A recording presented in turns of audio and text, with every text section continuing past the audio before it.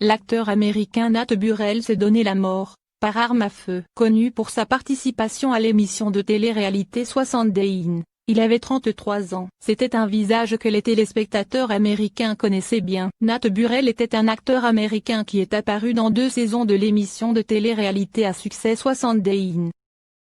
Selon les informations de TMZ, le jeune homme s'est suicidé par arme à feu, ce samedi 31 octobre. La mort de Nat Burrell a été confirmée par sa sœur Chelsea Walker, dans un entretien accordé à TMZ, qui a confirmé que son frère est décédé à Allegan, une ville située dans l'État américain du Michigan. Lors de son entretien à TMZ, Chelsea Walker a confié que son frère Nathan adorait son pays, aimait sa famille et était un homme très aimant et attentionné.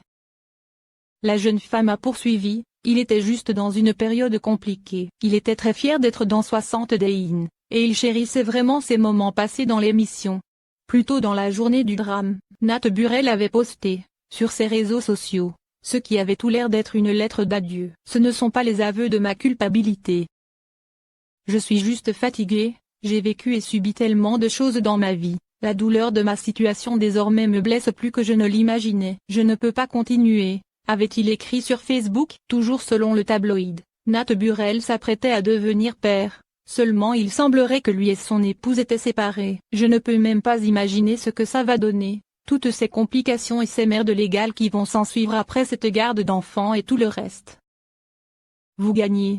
Vous l'aviez promis depuis des semaines, vous avez ruiné ma vie et je n'avais aucune idée de à qui je me frottais, a-t-il ajouté dans son post, en présentant ses excuses à sa famille et ses amis. Ancien militaire qui a servi avec les Marines de 2006 à 2010, Nat Burrell était accusé de viol et d'agression sexuelle avec arme, selon des documents judiciaires. Des accusations survenues en octobre dernier, qu'il n'a pas supportées.